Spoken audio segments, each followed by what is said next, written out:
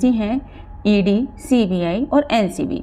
इन agencies को हम एक एक करके समझते हैं और सबसे पहले स्टार्ट करते हैं हम सीबीआई से।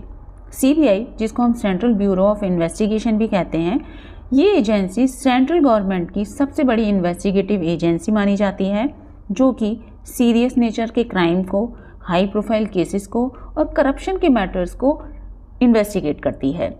इसकी शुरुआत 1941 के वर्ल्ड वॉर के करप्शन के केसेस को इन्वेस्टिगेट करने के लिए की जाती है, जिसका ओरिजिनल नाम दिल्ली स्पेशल पुलिस एस्टेब्लिशमेंट था, जो कि 1963 में इसका नाम बदलकर सीबीआई कर दिया गया।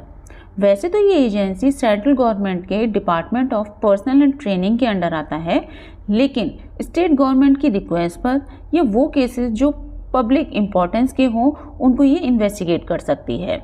पर कुछ कंडीशंस में यदि स्टेट गवर्नमेंट परमिशन ना दे तो ये सुप्रीम कोर्ट या हाई कोर्ट से परमिशन लेकर उन केसेस को इन्वेस्टिगेट कर सकती है।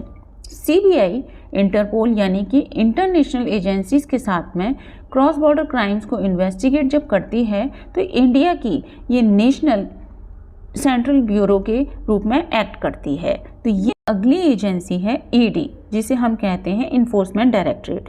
ये इंडिया की इकोनॉमिक डेवलपमेंट एजेंसी है, जो कि illegal money laundering, exchange violation या फॉरेन एक्सचेंज केसेस को इन्वेस्टिगेट करती है। ये फाइनेंस मिनिस्ट्री के डिपार्टमेंट ऑफ रेवेन्यू के अंडर आती है। ईडी की शुरुआत 1956 में आए 2 लॉज को इम्प्लीमेंट करवाने के लिए की जाती है, जिसमें पहला है पीएमएलए, जिसकी फुल फॉर्म होती है prevention of money laundering act, जो कि 2005 में एस्टेब्लिश किया जाता है, जिसके बाद से मनी लॉन्ड्रिंग से संबंधित केस अब ईडी इन्वेस्टिगेट करती है, सीबीआई नहीं। और दूसरा लॉ था फेमा, जिसे हम कहते हैं फॉरेन एक्सचेंज मैनेजमेंट एक्ट, जिसके अंडर विजय माल्या का केस इन्वेस्टिगेट किया जा रहा है। यदि ईडी कोई स्कैम पाती है तो उससे संबंधित किसी व्यक्ति को अरेस्ट कर सकती है, उस व्यक्ति की प्रॉपर्टी को अटैच कर सकती है, और अगर स्कैम प्रूफ हो जाता है तो उस व्यक्ति पर 3 गुना फाइन भी इम्पोज कर सकती है। अब हमारी थर्ड एजेंसी है एनसीबी, जिसे हम कहते हैं नारकोटिक कंट्रोल ब्यूरो। ये इंडिया की ड्रग लॉ इन्फोर्समेंट एजेंसी है, जिसका काम होता है इंटरनेशनल ड्रग कार्टेल्स पर नज़र रखना, ड्रग ट्रैफिकिंग ना होने देना, और जो भी स्टेट्स की एंटी ड्रग यूनिट्स हैं उनके साथ कोऑर्डिनेशन के साथ काम करना।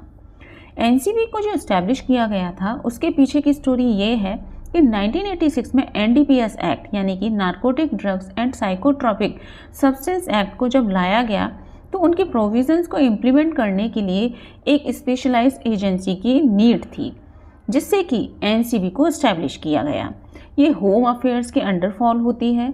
इसका काम होता है इंटरनेशनल एजेंसीज यानी कि इंटरपोल, यूएनओडीसी के साथ में क्रॉस बॉर्डर स्मगलिंग के केस को इन्वेस्टिगेट करने में हेल्प करना।